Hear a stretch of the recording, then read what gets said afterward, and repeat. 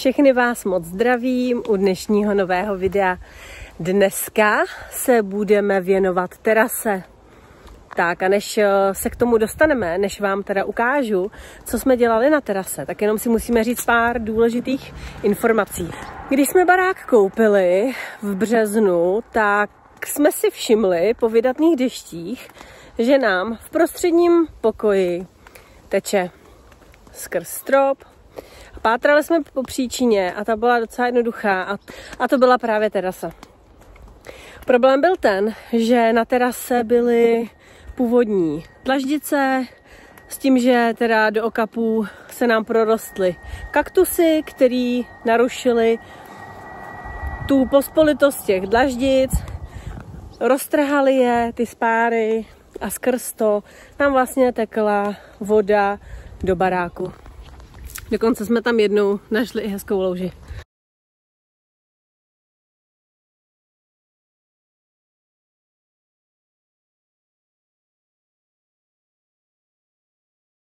První, co jsme museli udělat, bylo zbavit se kaktusů, které jsme měli v okapech. Ty jsme vyčistili, rozbourali jsme původní ruční pračku, která byla na terase, kterou tam už nepotřebujeme. A odnesli všechen bordel, respektive svezli v kyblíkách všechen bordel do sklepa a pak se ho zlikvidovali. A posledním krokem bylo spravit celou terasu. No a hodně jsme řešili, jak to udělat, protože jedna z možností byla sundat starou dlažbu, udělat tam nějaký gumotěsnej nátěr a položit novou dlažbu. To jsme teda nakonec neudělali.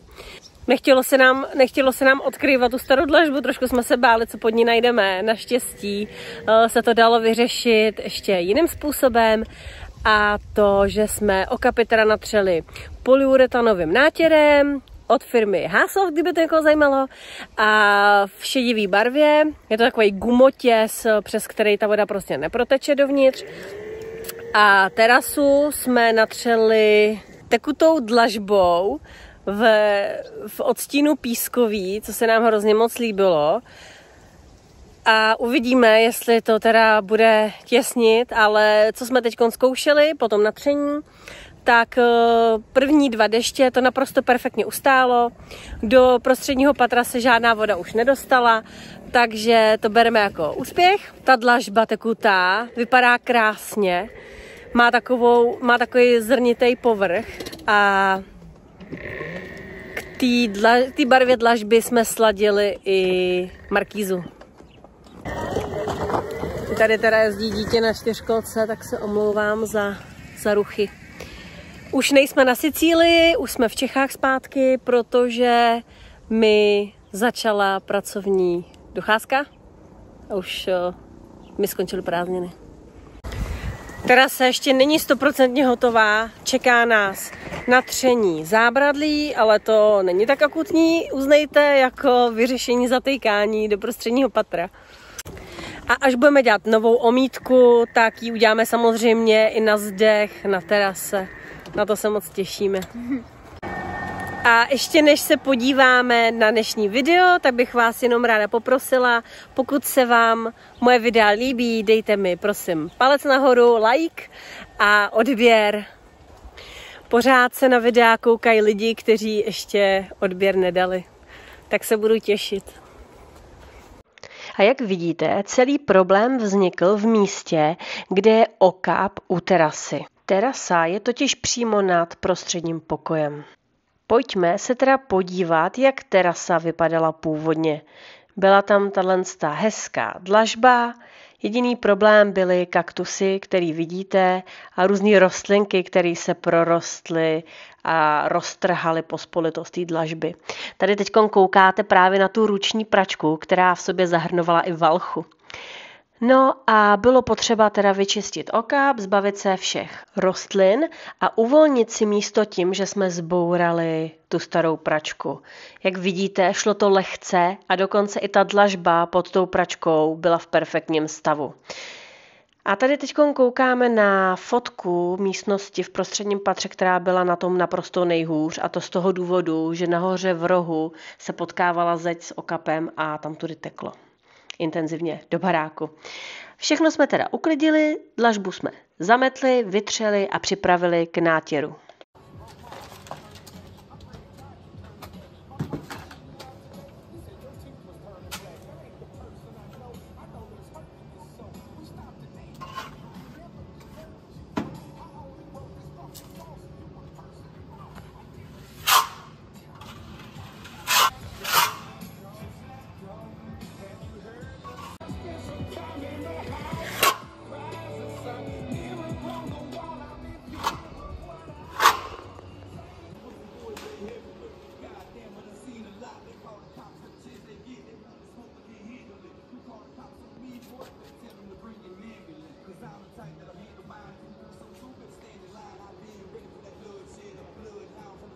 A nesporná výhoda je, že tato dlažba schne 24 hodin a pak už se může používat. Tak tohle se nikdy neomrzí. Tamhle jedna vesnička.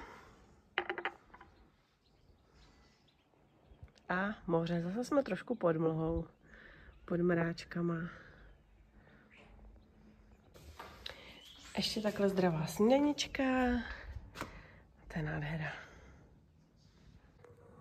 No a takhle já si tu teďko snídám.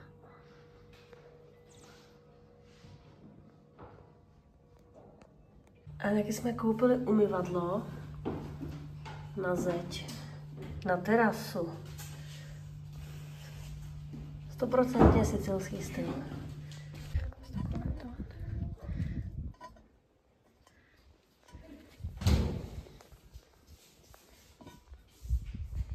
Bude venkovní umyvadlo.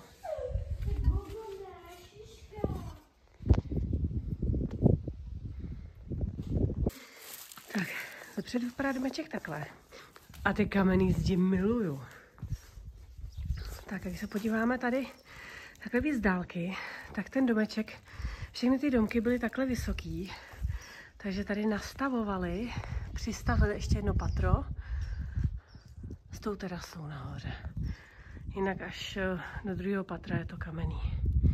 Jo, takže původní velikost je v podstatě takováhle. Tak ze spoda máme takhle ještě sklep.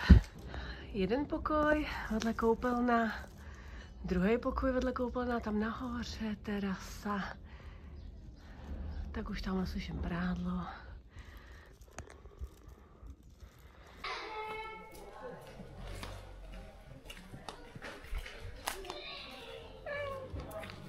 Tam mají nějaký jídlo? Tam mají nějakou rybu?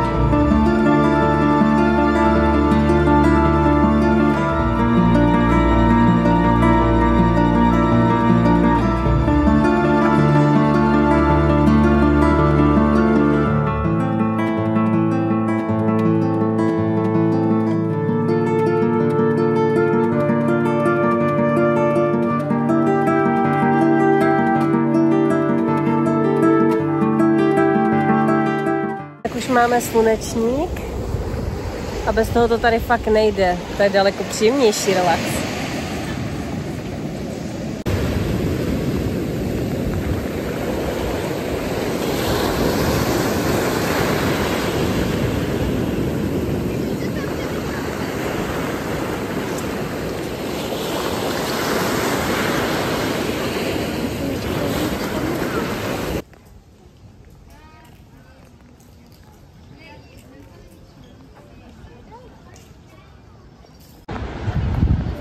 Nevím, jestli to je vidět, ale to moře je tyrkysový úplně.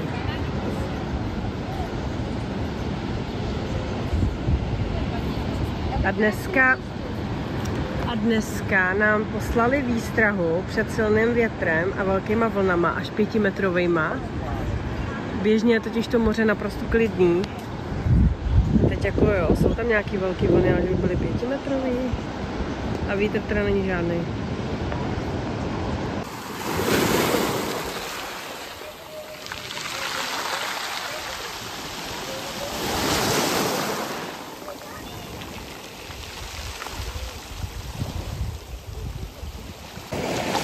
Teda takhle si chillovat na pláži, kde kromě mých dětí ukřičenej nikdo není. Nebo minimálně ne blízko. Je parádička. Ahoj, dneska vám ukážu, jestli dá vidět pod vodou nebo ne.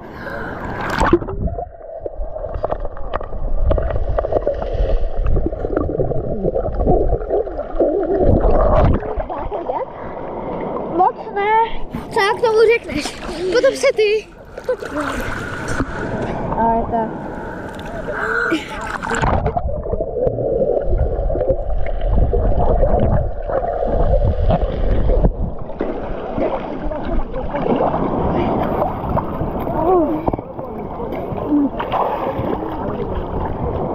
To se potopilo? Jdu se dívat. A pojďme se zpátky vrátit k terase. Další věcí, kterou jsme hodně řešili, byla markíza, zastínění terasy, protože od 10-11 hodin dopoledne je naprosto úmorný vedro a sluníčko na terase, nedá se tam pořádně sedět. Vybrali jsme tu lenstu, která má pevnou konstrukci, uchytí se do zdi a je světlá, takže nedělá příliš stín vevnitř v místnosti, ale zároveň perfektně chrání před sluníčkem. Nejdřív jsme totiž plánovali koupit naprosto nejčastější variantu, která se používá, a to tu markízu.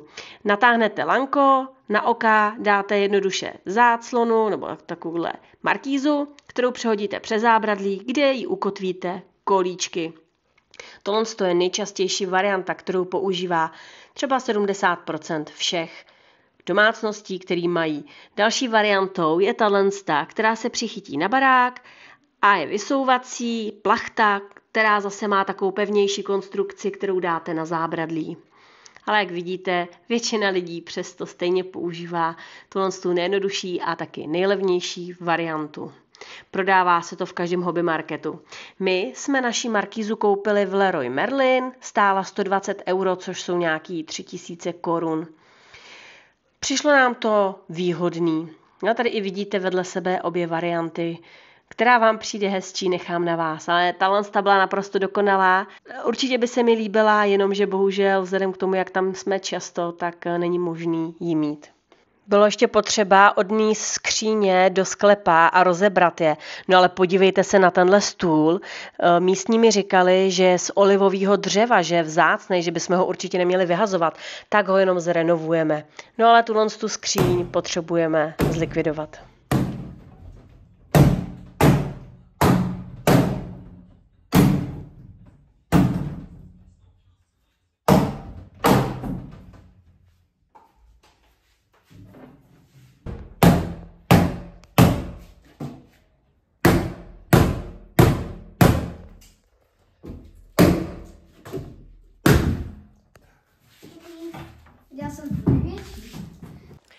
A pokud se vám dnešní video líbilo, tak nezapomeňte dát palec nahoru, odběr a budu se těšit příště. Tak ahoj!